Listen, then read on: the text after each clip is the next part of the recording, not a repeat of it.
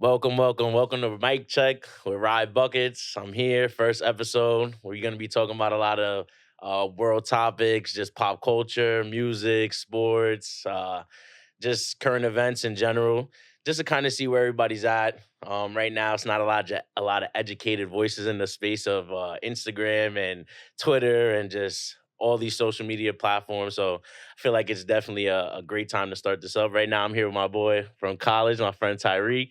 We're gonna start into some sports real quick. All right, Ty, you can introduce yourself, drop your ad. Um, my IG is Ty King, TYKING, period and two underscores. Fire, fire. All right, so we'll start off first going into some pop culture. Young Thug just got freed. You feel me? He was facing a couple life sentences, a couple of them. And somehow, some way he got free, he beat the Rico. It's a lot of people who feel very, very stupid right now. Very stupid. They was calling Gunna a rat, Woody a rat, everybody's a rat, but now Thug is free. How do you feel about that? What do you see going on in the streets world and stuff like that? um, I was just seeing how people were saying like everybody should apologize to Gunna because everybody was calling him a rat. You know, I'm happy for Young Thug, because he was facing a lot of time, and for him to get like time served and then 15 years years on probation. probation, that's way better than having to sit up. So he got off like very easily. That's a fact. That's a fact. Very easy. So when you think he's coming home now, a lot of stipulations went under this deal that he took. 15-year probation. He can't get into no interaction with law enforcement, anything like that.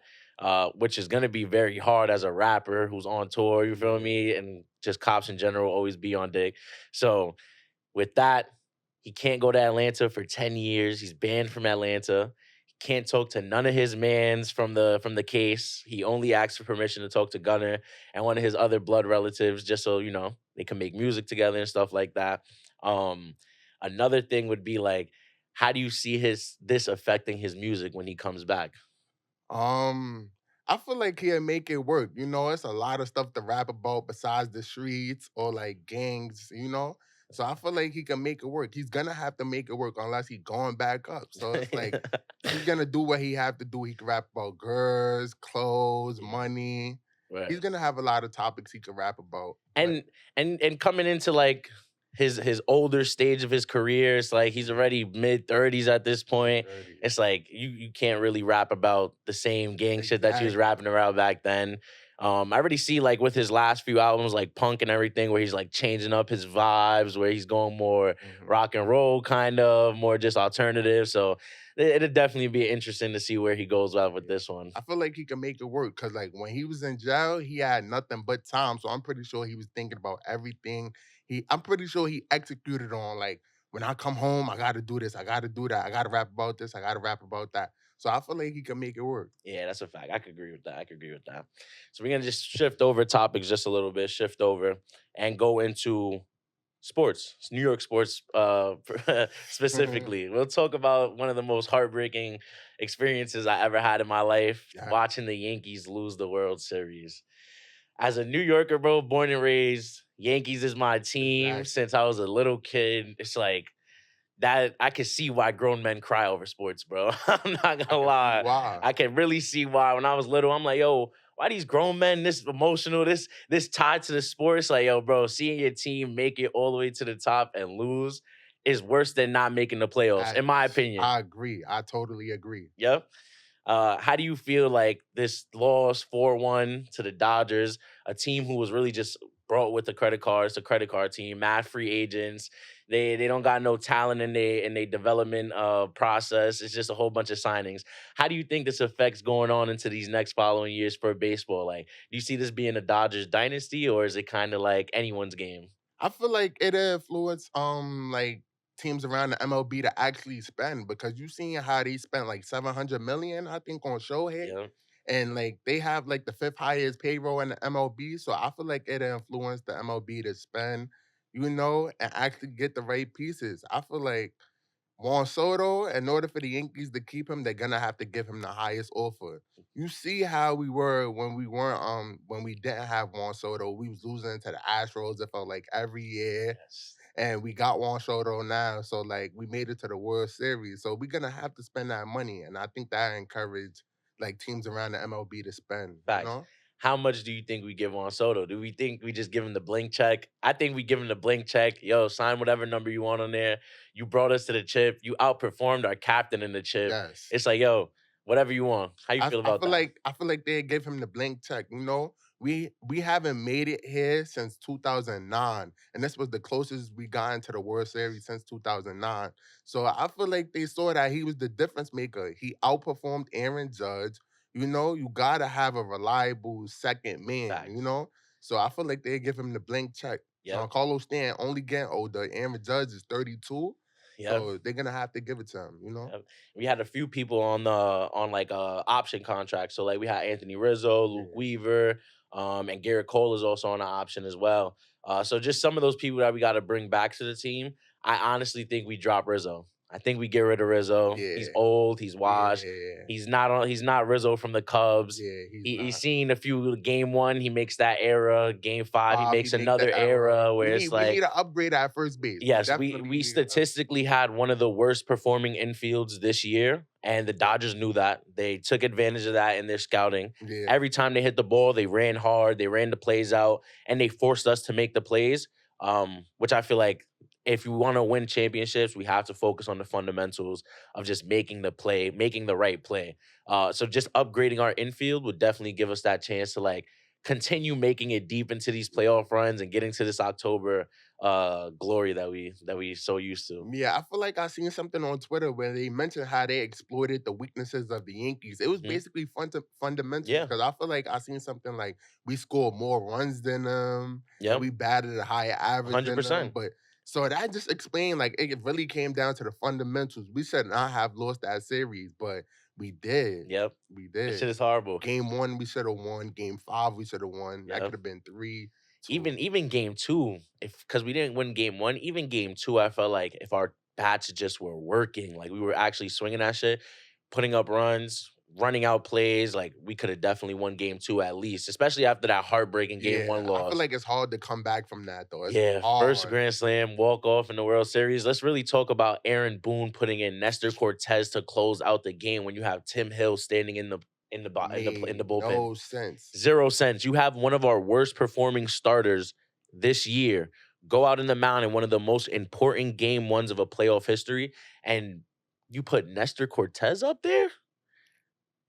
Boone, I'm not gonna lie, you might have to get fired after that Yeah, one, I bro. feel like he was moving like, oh, it's a 7-game series, you know. We could afford to lose one, but game ones actually make or break a Yes. series. Like out of like the percentage of teams who win game one and went on like to end up Yep. winning the championship is like what 60 something Yeah. or something like that. Especially when it was game one and two that they won, it went to 80%. So it's Exactly. like you're just digging yourself in a bigger hole when you start off later than what you should start off Exactly. at, you know? So I felt like he was supposed to have the urgency, like we have to win game one. Yeah. Like it don't matter what the pitch counts are in Hmm. game one. We are worried about that Yeah. later on in the series. We It's just had to get game one. especially like taking out Garrett Cole when he has like 80 pitches, 88 pitches or something. That's our ace. Like that guy, he wants to throw full 9 innings if he can. Exactly. Let him throw till his arm falls off. You don't take out our ace. Game one of the most important series we're gonna play this whole year. It just didn't make sense At all. at all. One thing I do want to talk about is like Dodgers and that Mets series. So a lot of Mets fans Hmm. were very salty that the Yankees got smoked or whatever because they're like, "Oh, we gave the Dodgers a better fight. We won We took them two to games, 6. blah blah blah." It's like, yo, yeah, I played them in the NLCS where it's like that's not as important as the World Series. It's two totally different atmospheres. Um, at this point, the Dodgers were just came out of that series for the Padres. They were tired. They went to the game five. And they came back from that series. So obviously, you're playing a tired Dodgers team.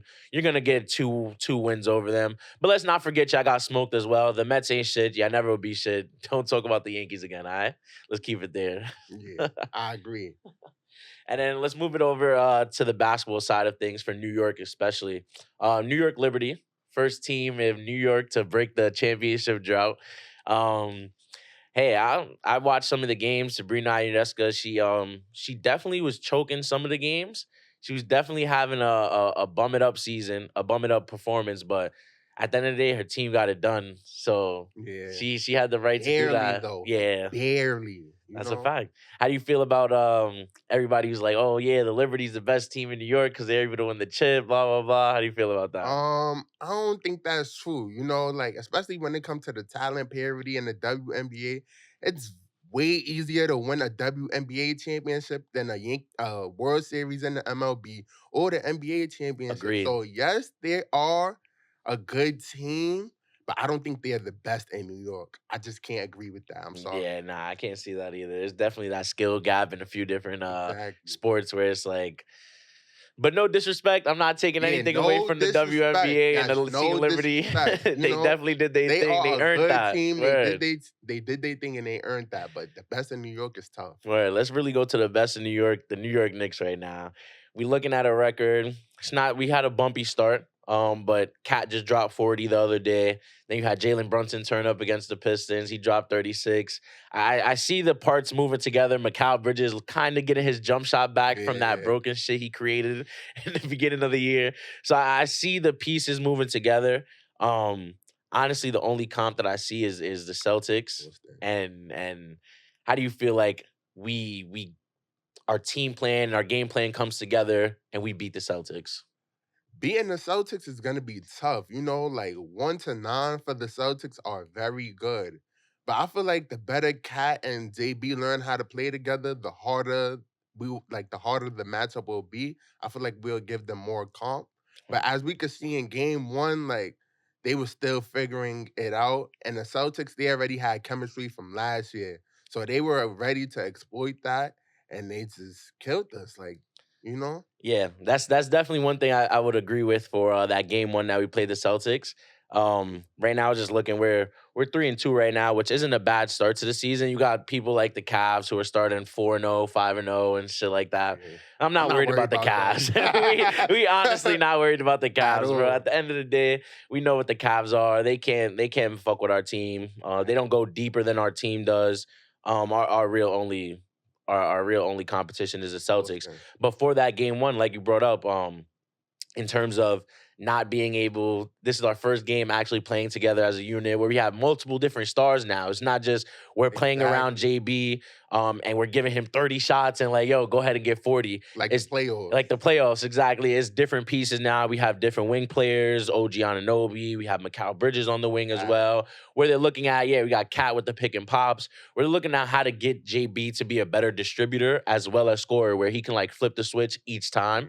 And depending on the situation, because we have multiple people who could drop 40 essentially. JB could drop 40, Macau could drop 40, Cat could drop 40. We have a lot of different people. So I think right now the Knicks lineup is definitely getting there for team chemistry and just how to overall play together. But I feel like once we start clicking, it's dangerous. I agree. It's I dangerous. agree. Leaving New York basketball, going into the regular basketball, the Bucks. The Bucks suck right now. 1 and Suck. 4.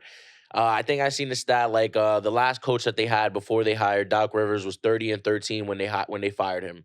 Positive record. I think Doc Rivers is now 12-31 with the Bucks right now, if I'm correct. Somebody fact check me on that. But 12 for 31 with the Bucks now. How does this team get it together? Um, I honestly do not know. Like, is it from a coaching point where it's like Doc Rivers is not the answer? Now you have Darvin Ham, who was definitely not the answer for The for the Lakers. Lakers. He's over here in the halftime huddle, saluting the Lakers on the bench playing the game. Like it's certain things where it's me personally, I always believe it's the coaches and it's the front office who wins championships, right? So when you have a talented team like the Bucks have a talented Mhm. team, Dame, Chris Middleton, Brooke Lopez, Giannis. This is a team who's won the chip before, you know? And then you just added a good piece like Dame. So when I see a team like that struggling and not being able to overcome a hump, it's the only thing you could point at is coaching. Like you have the talent on the team. It's not a skill thing, it's a will thing.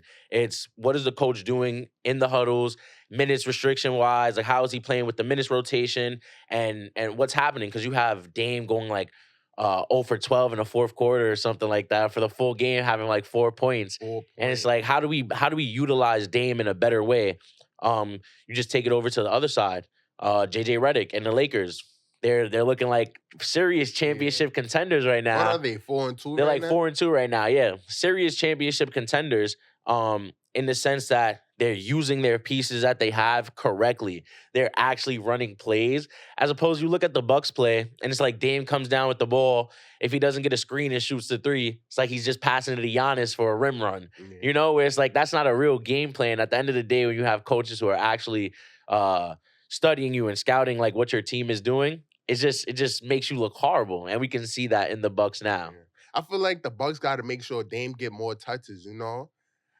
I honestly want to say that he deserves more touches than Giannis because I feel like Giannis, he's gonna get his touches, he's gonna rim run. But as a guard, Dame is a dynamic scorer. He can score from outside, he can score from inside. You gotta make sure your leading guard, your scoring guard, is feeling confident with the ball. So I feel like once they get him going and not playing second fiddle, instead 1A and 1B, then the Bucks will be good. Yeah. But the rumors about Doc Rivers, he living off that 2008 championship run is looking true. Yeah, he's washed, bro. Yeah. Doc Rivers is definitely washed. I could have called that out from from the Clippers stint that he had, where he never made it past the The conference finals, conference the semifinals. conference semis with the Yeah. Clippers. Yeah, it's like you're getting cooked by Luca and the Sun. It's like it just wasn't looking good for them. It wasn't looking good for them. Another team that is really not looking good for, who's looking like they might be the worst team in the league, the Jazz. And they have a young core where it's like their core was supposed to, try to Mhm. start coming up and having a good season. But right now it's just not looking like What it. are they, like 0 and 0 and 5, right? 5. 0 I and feel like they 5. should trade Walker Kessler. A championship contender could use him. Yeah, Great 100%. shot blocker. He could grab rebounds. Every championship team needs a player like him. So they might as well just trade him. You Yeah. know? They need to trade him because at this point it's like you have a valuable asset, especially him or Laurie Markkinen, Yeah. where you have a valuable asset right now. You don't have the resources to build your team around them at this moment. Don't waste their career. Don't waste their Exactly. youth. Don't waste their prime and just hold them on while you're in a garbage standpoint in the league. Send them off. Get better pieces that can actually help you progress in the league. So that in the next 2 to 3 years, that's when you can start coming up rather than holding on to these players, having the wrong supporting cast around them, and just struggling throughout the whole season. They be saying it's hard to make deals and trades with Danny Ainge, so that's part of the reason Yeah. why they in the position they're in now. You Yep. know? I forgot what team wanted to trade for them or wanted to trade for Kessler, but he didn't want to give up like the young core of them, of the Jazz, where it's like, yo, bro, you gotta do something. You gotta do something. It's not looking good. You traded away Rudy Gobert, Donovan Mitchell, Donovan Mitchell. Like, what are we doing now? You did yeah, all that for nothing at this nothing point. because y'all have no You have direction. no, yeah, they have nothing that they're going with. They don't have a star. Their star who they're trying to like push up is Laurie Markkinen, where it's like he's not ready to have his own team right Nah, now. He needs to be he's in a the good supporting second cast. option, third option. Exactly. A Yeah, great third yeah, option great third option. if he's on a team like the Warriors who wanted to go after him. So just stuff like that where it's not looking too good for the Jazz Yeah, as I well. agree. Right. Let's go into a little bit of football now. Talk about some New York teams in football. We have the Giants, who are surprisingly not surprising. Like they fucking suck. It's nothing new at this point.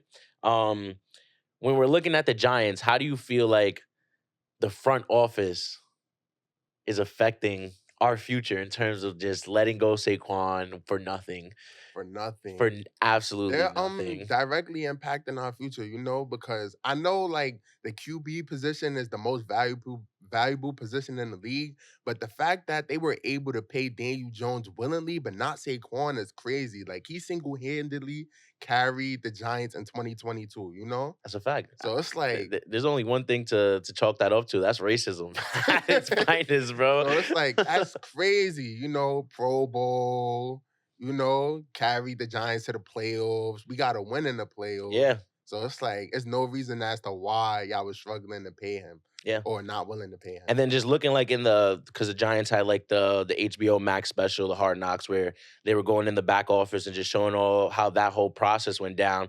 And they were basically telling Saquon, like, yo, bro, we don't believe in you. We don't believe any team wants you, which is a fucking Crazy, wild thing to think. crazy. Where you're like, yo, I don't think any team wants one of the best running backs in the league. Like, Two-time Pro Bowl, yeah, 3 time, I one think time. it's 2 or 3. Yeah, But it just didn't make sense, like how nonchalant they were with like, yeah, go ahead and find the offer and we'll see if we'll do something with it. It just didn't make sense to me, and all I can see for our future is pain. yeah. I seen a lot of uproar that a lot of Giants fans were mad because he went to the Eagles, Yeah. especially because we're in the same Yep. division or whatnot. But he had to do what he had to do. The The Eagles wanted Giants to ain't pay want him. him. They ain't want to Exactly. pay him. Eagles wanted to pay him. They believed in him because who wouldn't believe in him? Exactly. He cooks the Eagles every time we play him. So it's like, why wouldn't the Eagles like, yo, let's get you on our team so you could cook the Giants now, you know? Yeah. Now let's go to the Jets, because the Jets are another team where it's not looking too good for them right now. Right. But there might still be some type of hope in terms of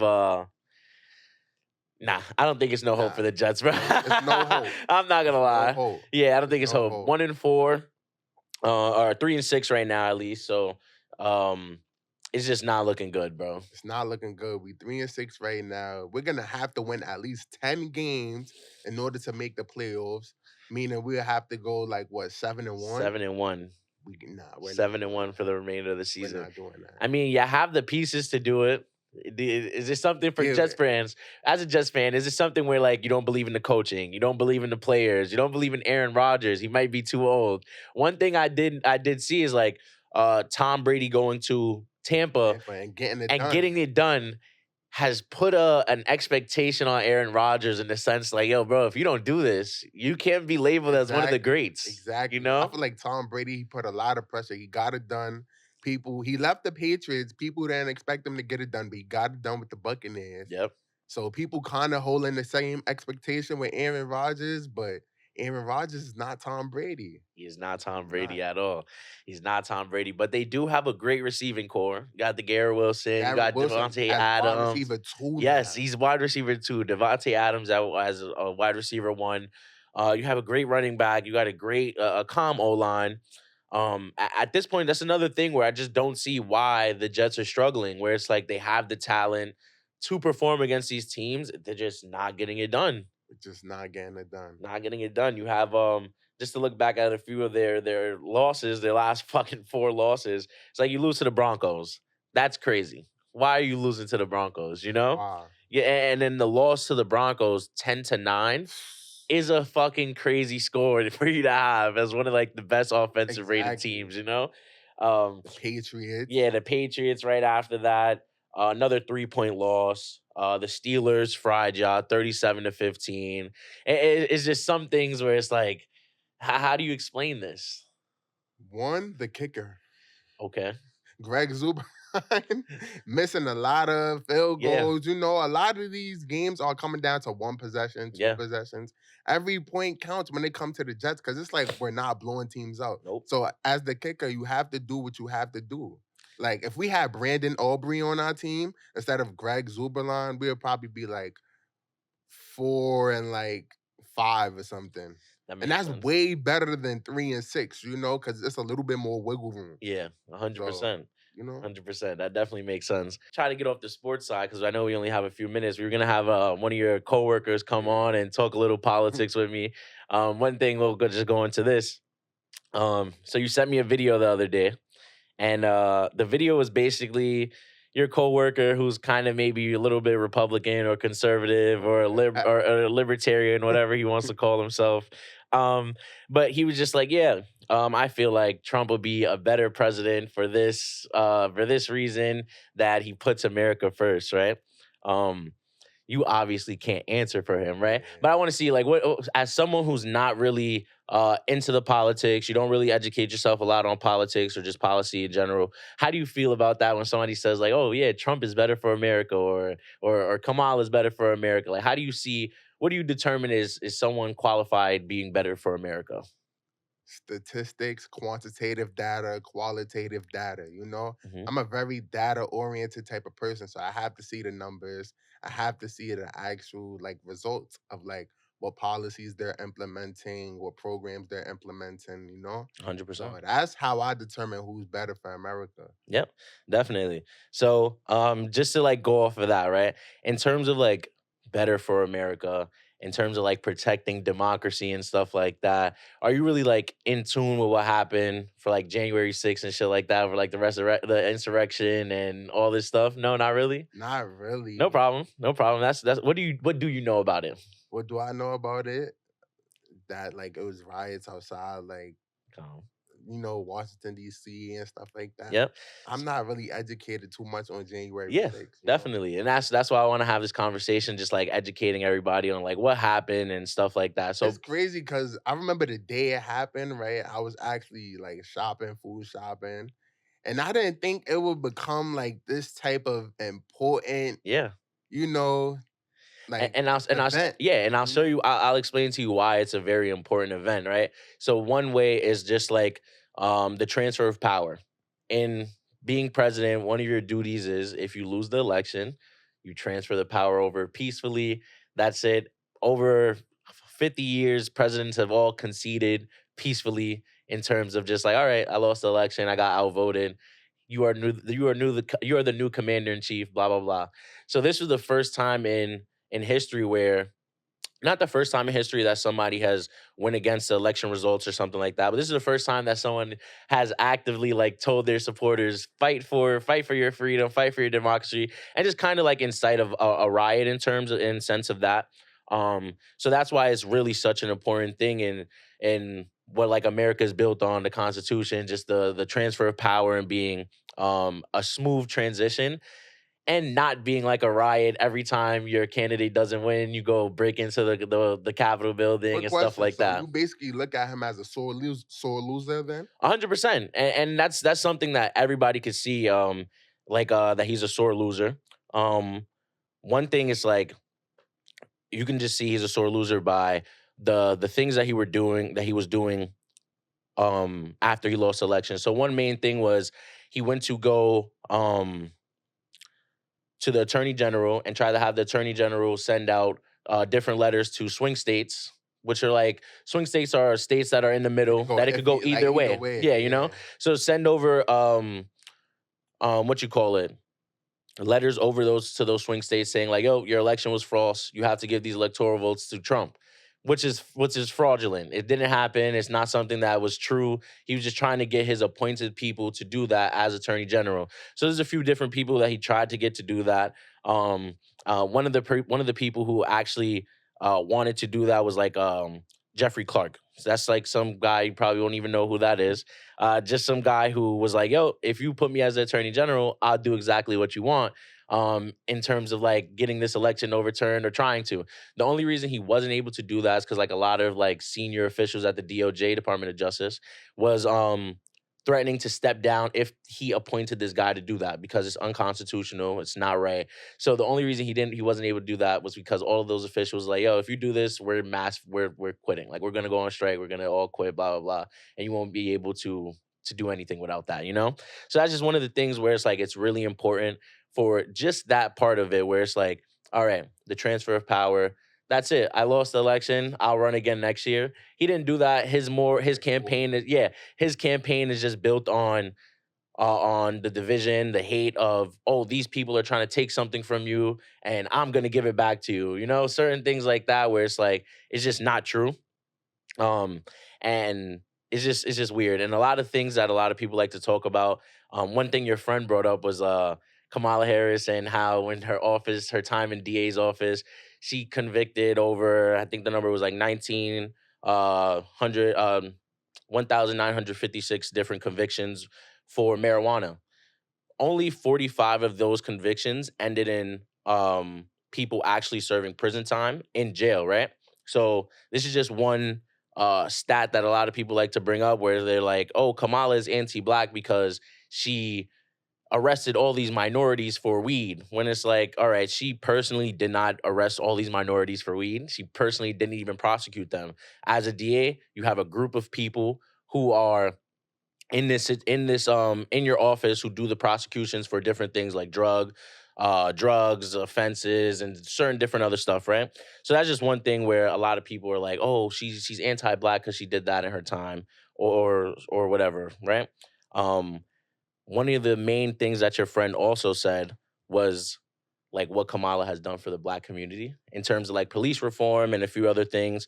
So there's a few different things that she's done in her career where I like to just like explain it to you, just so explain it to everybody as well. So the Back on Track program, right? 2005, she was a DA. And she launched one of the initiatives to reduce basically first time offenders going back into the system. And how she did this was she made like a program that just offered job training to individuals who were first time offenders, non-violent drug offenses, as an alternative to incarceration, which is like just going back to jail after they come back, right? So that's one thing where it's like police reform. She's always been a huge advocate for things like that, especially like implicit bias training for law enforcement, which is definitely just bringing them to bringing that, giving them that law enforcement training that they need to have as well. So let's see. It looks like your My friend just came as well. So coworker, yeah, my let's coworker get right gang in here. here real quick too. All right. So we just going into it a little bit about our first conversation, right? So we'll start off like this, basically like what we was talking about. So the video that Tyreek sent me of you talking was like you felt Trump would be the best candidate for the presidency because he puts America first. So I just wanted you to like go into that a little bit. So I would say that, in my opinion, they both parties. I'll get into it, but I just want to say this: Yeah. submit sends in, I think, the worst of each party. But when you evaluate both of them, I would say that the most transparent and the most, or you could say, the worst, the least evil out of both is Trump. Okay. I mean, what was your question again? I'm So like sorry. how would you say Trump is the least evil? Like give me a few Correct. Okay. examples in So terms of one morals and thing stuff like that that. I objectively is the transparency. So like with Trump, you see exactly who he is. In essence, you know that he's a racist, he's narcissistic. You already see all of that. He's not pretending, he's not showing any other cards. He's showing you his cards. And the opposite hand, Kamala, you don't know where she stands. She's all over the place. Okay. Um, Yeah. So basically, so that's one um point. that's one point. So I'll just answer that point. I'll let you continue after that. So basically, because we haven't seen Kamala's personality be narcissistic, racist, or evil in any way. We haven't personally seen that with our own eyes. But because we have seen that with Trump, where he's racist and he's a narcissist, he only cares about himself. How do you bring yourself to say, okay, this person is definitely better for the well-being of America when they're a racist, a liar, a narcissist, as opposed to the person who's worked her way up as an attorney general, all the way to a senator, all the way to vice president, has done multiple like police reform bills and things like that, that definitely help the middle class community, marginalized communities, such as the ones we are in, Puerto Ricans, Latinos, African Americans, stuff like that. So I just want to like break down a little more like how do you see someone who is so blatantly narcissistic, like you said, racist, and just like overall not a pretty good person. Um I wouldn't vote for somebody who was held civilly liable for like, you know? So like how would you like how do you justify voting for someone who's like that, Right. like a racist, a narcissist and So stuff like that? one thing that I tend to do is that we get mad at the current state. But like for instance, if we look at a person like Thomas Jefferson, where he wrote the Declaration of Independence, we all think good things about him. But Thomas Jefferson actually owned slaves. He actually women. He had kids with a slave, his one of his slaves. Yet we are mad at Donald Trump for simply saying his opinion and his character, but the actual slave owner we put on a pedestal. So I feel that like it's a bit hypocritical to judge the two extremes while we are one is painted as a person while the other is evil actually and is painted as a hero of America while Donald Trump, yeah, he is problematic, he is all those things, but I don't think he's as even as worse as Thomas Jefferson, and we idolize Thomas Jefferson. And in essence, with Kamala, yeah, she says all these things, but to me is a bit performative because her actions tell us otherwise. Her administration has not done what she's claimed. Um, What has she claimed? well, the things she's claimed that they're not on top of my head. I just got here, No, no so problem, no problem. but like in essence that she's a cop, like she's put people in jail for truancy. She's so in essence a person who's a cop, and we're trying to destroy and defund police. Why we elect someone who prosecuted our people? Okay.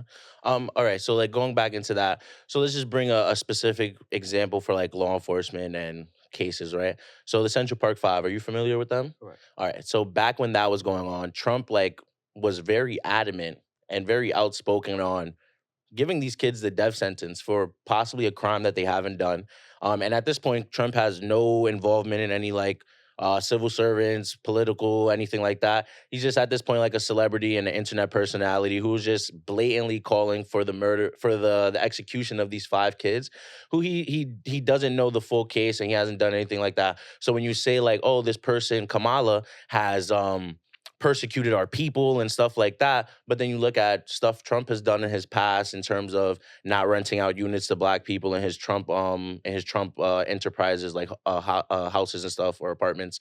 Um and just things like that, being so outspoken on the black community and our issues in terms of like, oh, let's kill these kids who are accused of a crime. So how can you like Right. justify you see what I'm saying? Like how Yes. can you justify the both? So in my opinion, Kamala has systematically oppressed us. Like she literally has convicted our people, while Donald Trump is simply a racist. Like he says his opinion. He in America, we have the right to um have our own opinions. That's the beauty of America, that we can like just like Donald Trump could be racist, I could be racist just back. Just like Donald Trump could not allow people in my unit, I could also allow people not in my unit.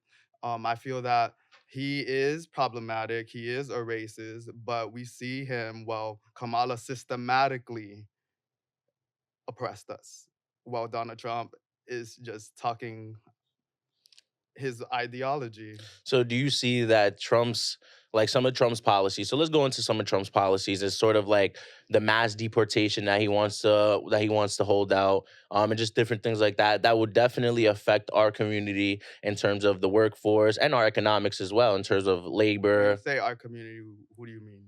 Spanish people. Because for instance, like I'm not trying to interrupt, but like Puerto Ricans, they can't get deported. No, yeah, they're citizens. Cubans, a Yeah, lot of Cubans can't get deported. So it depends on, depends. yeah, because well, Obama actually was the one that revoked the law for them to become naturalized citizens. But before Obama, they could come into American soil and they don't get sent back. They get citizenship Yeah. automatically. So yeah, just in general. So like just coming from like a community standard, because most of the times the immigrants live in the communities that we live in terms of the low income communities, right? So how do you feel like Trump's plans of mass deportation will help the economy? Just to help the economy, I'm gonna get to that. But I feel that the agenda for the deportation of our people has begun since Obama. Obama was the number one person who deported the mass immigrants. He ended the Cuban nationalism. He also underwent all of that. So I feel that this is an agenda has been before Trump. Trump is now the face of it. And he's more blunt and outspoken about it and in your face, while Obama was doing it in the shadows. And that was my same concern with Kamala. Um, but also, I feel that economically, um, I feel that in the real world is survival of the fittest, and um, there's a lot of homeless people in America that are American who have been asking for help. There's many needs in my community. I walk through New York every day, and I see people in the cold outside. While there's people who are not citizens, have not contributed to any our society, are benefiting from our benefits, while others in our nation are currently in trouble. So I would say instead of allocating funds for them, yes, they need help. They're asylees, all these things. We should help our community first and our people, because our people are American. We help our neighborhood first. It's survival of the fittest. We help our own before we help others. So that's kind of like not how America was built, right? So America was built on the backs of slaves, immigrants who come in and do this work that definitely does bring economic prosperity to our economic system, right? Our GDP and everything like that, where they're coming in, these immigrants are coming in, whether it's legally or illegally. As long as they're not criminals and they're coming into work, that's kind of my idea about it. Where it's like, all right, these people are coming into work, they're paying taxes, they're buying groceries, they're contributing to society in an economic way that grows the economy. Whereas for the mass deportations, I'll just tell you how I feel like that would affect our economic situation. So and Nobel Prize winning economists have said this as well in terms of endorsing Kamala's economic plan over Trump's plan, where Trump's plan will possibly reignite inflation, which is right now at a low from around like under 3%, I believe, which is definitely a great low from the COVID and everything that we've done all around the world. We have the lowest rate of inflation, so we're definitely handling it better than everybody has. Um, so these economic sanctions, in terms of like the tariffs and everything that Trump wants to do, where it's like, oh yeah, bring back manufacturing to America. It sounds good in a sense where you're coming from like the nationalist thing where it's like us before everyone else. It Right. sounds good, but we cannot produce everything here, right? Which is why we do imports and exports and everything like that, where it's like it's easier for these companies to get it from somewhere else and then just have us either assemble it just like Tesla does, where they only have like their assembly line here, everything else comes from China. Just different things like that, where if you do that mass deportation, how will it affect us? All these immigrants who are working in these food companies, right? These food industries that are getting paid under the books because that's just how capitalism is, unfortunately. You pay the lower class the lowest you can actually pay them just so the big companies Right. profit the most, right? So mass deportation of that would definitely would affect supply chains and just bring down the economy's GDP and reignite inflation. So when people say like, oh, Trump is better for the economy, I just want to hear like how. Right. So one thing that I see, now in essence, there's a lot of points that go into this, but one thing that I see that's illegal immigrants and things is cheap labor. So these people are, and we do it for the whole world. So we want to find and we pay people pennies to build our goods while we consume more. So one thing that these immigrants are supplying America is that cheap labor. People are getting paid $3 an hour, $5 an hour. They can't even complain because they don't have papers. They can't even work here legally. They can't do anything. So this class of illegal immigrants is supplying a chain of basically slavery. They're getting paid nothing while they don't have any rights, they don't have any health insurance. If something happens to their job, they simply replace them and they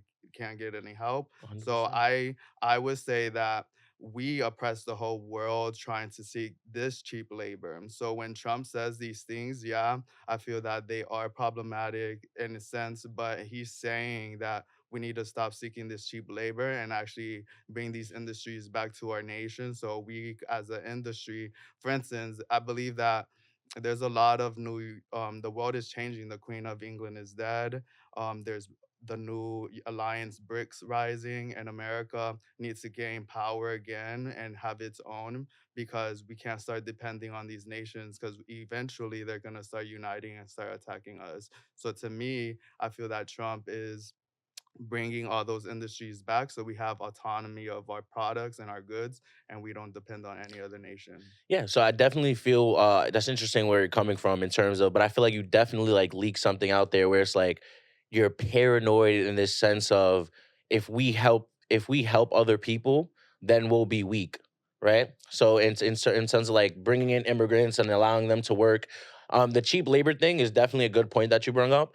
That's just capitalism. If you look at it all over the world, Yes. 1% owns 30% of the wealth. Um, Right, but that's yeah, I'm not trying to, but that isn't that the point of the whole democratic movement is in capitalism to, so like you're and you're going against what you believe by providing cheap labor. Mhm. So do you believe in capitalism and how it benefits society, or if it does benefit I society? believe that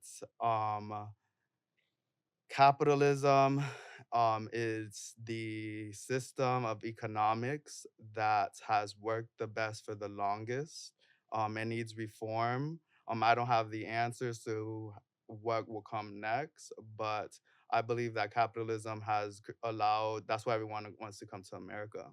The ability to the American dream, to start small, to find your customer base, Yeah. to Look at New York City, everything is raw goods, many mini stores. So I believe that in the modern world is a concept that works the best in Yeah. economics. Yeah. Yeah, so that's a lot of people's thinking where it's like, oh yeah, capitalism is this great idea, great economic system where the lowest of the lowest could make it to the top. We just gotta grab ourselves by the bootstraps and lift ourselves up, right?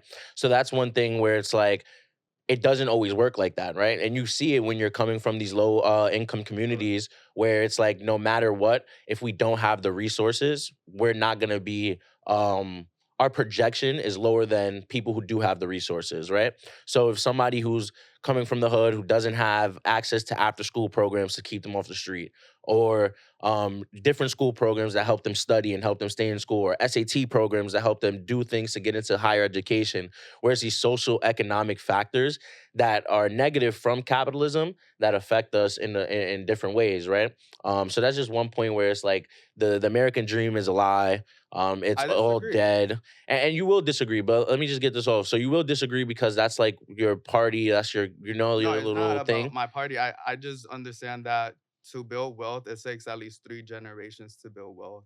And it takes your grandfathers and you build on from what they have left you. And then do So you agree we are that? starting from slavery and that's Yeah, from nothing. So of course it's exactly. gonna take us longer to gain there. But if we There we go. actually put ourselves independence and start, if our grand we build on, if we're the ancestor who decides to take the leap of faith, they build on what we've left them. So if we try to be that generation that takes the leap of faith, right? But once again, we don't have those resources because systematically over hundreds of years, going back to slavery, people was oppressed and not able to have the same advantages as these other racial groups, right?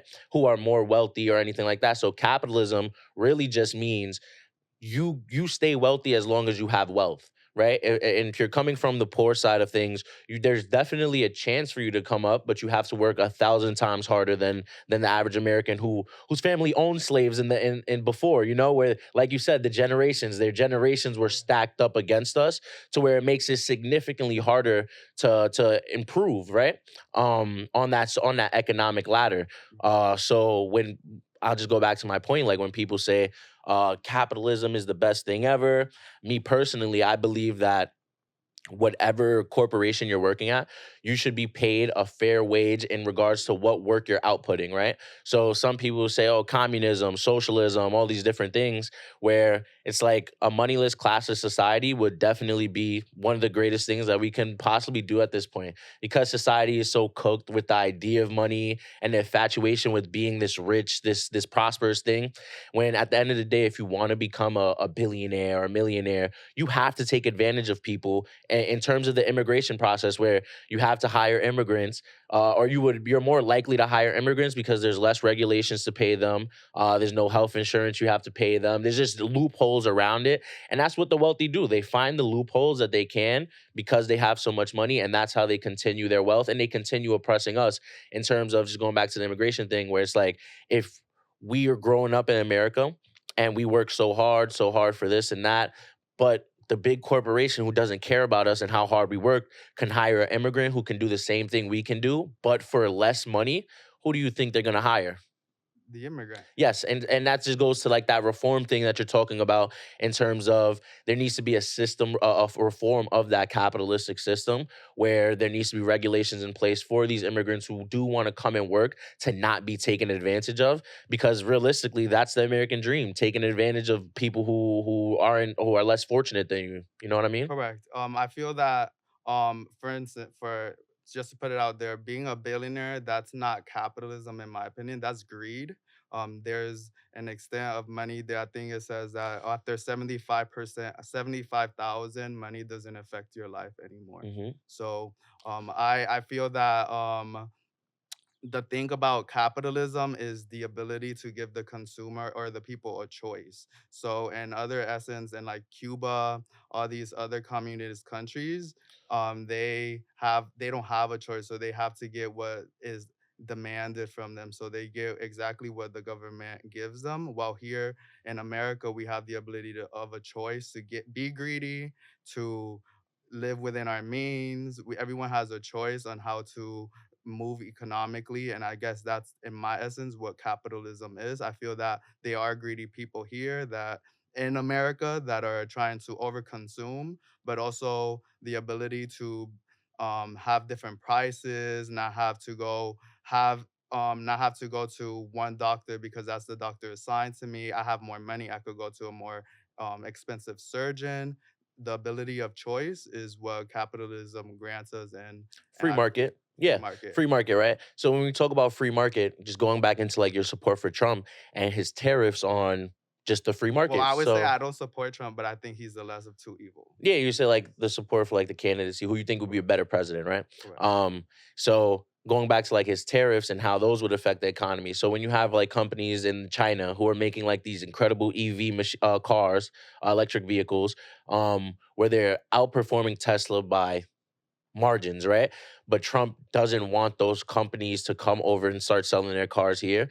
In terms of like a free market, I feel like capitalism is only subjective to that free market when it's benefiting the people who run it, which is America, right? Where it's like, oh, as long as our companies are doing good, we'll claim capitalism is the best thing ever. But once we have to start actually facing some competition, then it's kind of like, I don't know, because in America it's like two or three companies that own everything, right? So when those companies are facing competition from outside countries like China, like you said, the BRICS nation and everything like that, where they're trying to get their things rolling, how can you like say Trump is better for the economy when he's doing these things that don't represent a free market or capitalism, like you said? Because the world is, like I said, the Queen of England is dead, and the countries are invading. So the world is changing as we speak right now. There's a war right now trying to change the line, create Israel. There's All of this is occurring, and what we are being confronted is with the fall of America and other companies being more powerful than us, other nations becoming more powerful. So, in essence, Trump is saying that, and we are in the verge of maybe falling. So, if we're gonna fall, let's put us first and make sure that our citizens and our people won't be get um, the Shorter end of the short end stick. of the Yeah, stick. there you go. And One thing I'll add on to that, just to like move on topics real quick. So going back to like Trump cares about Americans first. He's putting Americans first. Let's just talk about like during his presidency, right? So he cut and rolled back over like 100 environmental protections acts, right? Where just he appointed one of his people, one of his loyalists, who were already adamant on the fact of dismantling Obama's previous environmental policies in terms of like cutting down gas emissions, methane emissions, and just certain things like that that affect us in our future, right? For like why it's 70 degrees in fucking October, right? Just the little things like that, or in the 1st of November, where it's like, all right, damn, maybe cutting back these regulations on how much methane we could put out into the air, just because we want companies to profit a little more. Maybe that's not best for America. Maybe that's not an action of a person who cares about Americans. So just like, can you like dive into that when you look at like his presidency and how he rolled back all these regulations that protect us? How can you like say like that person and cares about us? when you say protect us, do you mean like Yeah, pollution I'll give or you I'll give you global one example. Yeah, I'll warming? give you one example. So like one was the methane standard emission standard, which just limited how much pollution companies can put in the air that we breathe, right? So those are rolled back significantly under the Trump administration, which basically attributes to climate change, the aggressiveness of climate change on how fast it's happened, how the doomsday clock is dropping every year. We're not doing anything, right? So just like how can somebody who's so for America not look out for us in our best interests and health wise? I see. So I feel that the argument comes from there's a ideology that's going around that people believe that um the regulations on environmental policies and like industries isn't more about saving the earth, but more about controlling and the people. So I would say that there's an example that they're saying that the bombs dropped on the war right now are causing super emissions that are altering our universe in ways that we've never seen. So I feel the president claims, but he has a private jet, that he's regulating emissions. So there's a theory that these regulations are put to control industry and punish people that are not acting accordingly. So I could see Trump believing these ideologies and lifting them, because some people believe that global warming is even real. So Do you believe um, global warming is I real? believe that global warming is destroying our humanity, but I believe that the Earth is a billion years old, and what we see, we're not this. We is really arrogant of us to think that we 100-year span of a billion years that Earth has been here are killing the Earth. If anything, Earth is killing us, and just like when we get a cut, we get it gets warm. Earth is becoming warm because there's homeostasis going on, but I don't necessarily think, and I think it's really arrogant of humanity to think that we're destroying Earth. Okay, so I could just give you a few examples like how we are destroying the earth, right? So just burning of fossil fuels, vehicles, power plants, just different things like that. We're putting these emissions out in the air, and it's affecting our weather. So like smog, if you know what smog is, which is just like dirty air, basically, right? Um, Deforestation, so killing the land. Like you said, 100 years ago, there was trees everywhere. Now there's buildings and fucking Walmart parking lots everywhere. Correct. So like deforestation and just the consumerist idea that we have that we live our life by. Those are just different ways where deforestation, cutting off all the trees, um, uh, breaking down mass jungles in the wild, right? So that these companies could build their warehouses and stuff. These are little ways that it is affecting us and how we are killing the planet. I don't believe the planet is killing us. That's insane. I definitely believe that we are accelerating this because the planet has never seen something as mass industrialized as America. I So disagree. I feel that not to cut you off, but I feel yeah. that civilizations have existed for years, and many civilizations of Rome have fallen the Greek. And that's simply global warming. The end of that civilization, tsunamis have occurred. And this isn't a new occurrence. So of the year, I feel that yes, we are accelerating the end of our civilization, but this happens to Rome, to the lost city of like all these cities that are underwater that tsunamis have occurred. It's happened around for centuries, and Earth is a billion years. I don't necessarily think that Earth has nothing in the sun, anything that is going on has happened before. Supposedly, Egyptians were brain surgeons. So we everything that we have now, I don't necessarily think it's new on Earth. It's new to our lifetime, but I definitely think that we are not. I don't think we're destroying Earth, because from out like for instance, when there's a fire and the whole forest is deforested, on bare walk, algae will grow and a new forest will grow. So like Earth is always constantly replenishing itself. So From new masses are yeah. always being made on Earth through volcanoes. So Earth will always continue to evolve. Would the species on Earth evolve? That's up to us and our connection to Earth. Yes, exactly. Like you said, it's up to us and how we contribute to the acceleration of climate change, right? So, like you said, over time, different things happen with the earth where it's like for Rome, harvests and different, they didn't have maybe like the specific plans on like when's the best time to harvest, blah, blah, blah. So, that's possibly why they fell. To say like they fell off just due to climate change in general, Well, a like little. for instance, like some civilizations have like volcanoes erupt Yeah, and they but those are natural occurrences. correct, and Those aren't like that's global warming. accelerated by that's not the That's the same same as thing that global are warming. that's the thing, same things. What happens? What does global warming accelerate? Natural disasters, the flooding of zones, the change of the weather. These things have happened for all our. There's many stories of civilizations being ended because of volcano, because of natural disasters. I do believe that we probably are causing more natural disasters by the way we're Through acting, global warming, right? right? But I feel that So I this feel like you're a isn't little new. confused on like global warming and natural disasters, right? So global warming I'm not confused. is just referring to like the long term um the long term increase in the Earth's average core temperature, right? Right. Whereas natural disasters are different. Natural disasters are just naturally occurring events that happen when different things in the atmosphere happen. So like if Right. tornadoes, right? High pressure, low pressure, that's how those happen. Those only happen in certain areas because of how the earth's Yeah. temperature and I stuff right there. So that's just like where I feel like you were just like I mixing wasn't them a little confused. I bit was just together. saying that the result, like global warming has a effect. And the effect Yeah. of global warming is extreme weather changes. Yeah, 100%.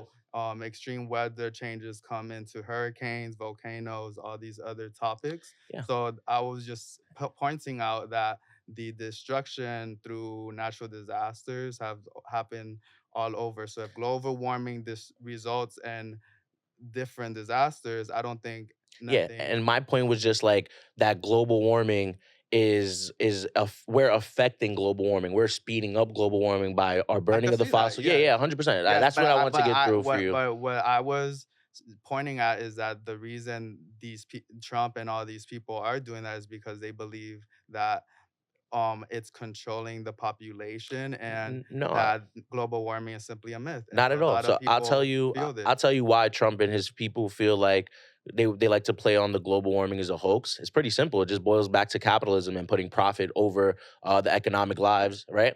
And our health, right? So when these deregulations go in, it makes it easier for the companies that are doing the drilling, the oil, the fracking, everything like that. It makes it easier for these companies to go ahead and put this stuff into the earth that we're breathing that Correct. accelerates global warming and stuff. So I just wanted And I just to what break I that was saying down. that yes, by putting these, what I wanted to Deregulations. add, deregulations, you're simply ending these industries because now they can't do it. So these industries are being closed who have been open for hundreds of centuries. So And I agree. one thing that's good, I'm But all I for. see that he's trying to save these industries. Yeah, he's trying to Yes. save the industries because it brings him profit to him and his friends, right? So Well, and well, one the thing I world, do. in essence, I feel that like glass, for instance, is more accessible around the world than electric cars. Yeah, but when you're looking at different alternatives like solar panels, solar powered equipment, all you need is the sun for that. So that's accessible all around the world, correct? Right. So just when you're thinking about these different alternatives where it's like we put all these regulations on these oil and gas companies to slow down the effect that we're having on climate change, because we're not going to stop it, it's going to keep going. But to slow down the effect we have on climate change, that's just where it's like you're looking at these deregulations, how they're affecting us, and what candidate definitely has our best interest at mind. And one I'm last thing I'll say right. before we have to wrap it up, Okay. is it go ahead, finish off your thought I real was quick. gonna say that a lot of times we think that, for instance, like um solar panels, all these things. Solar panels actually take up a lot of land in order to collect energy. So it's Mhm. counterproductive to put on green grass, solar panels, and also electric Go on cars roofs have. and stuff. Yeah, so it's kind is you're actually putting more pollution on Earth, trying to be greener. Also, Solar panels uh, are pollution. well, for instance, if you see a solar panel, they're on fields, and there is metal sheets on fields, where fields that could be used to plant trees, plant other things because we want to use a different source of energy.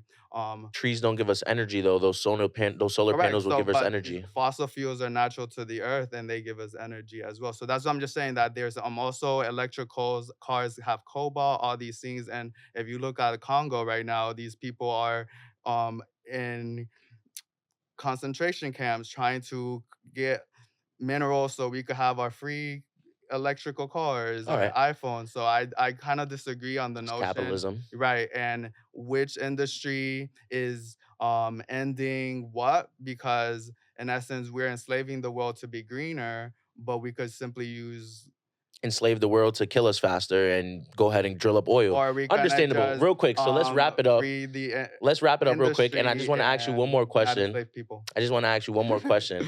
People aren't going to work for free, right? But just ask you one more question, right? So for this upcoming election, if you're voting, who are you voting for?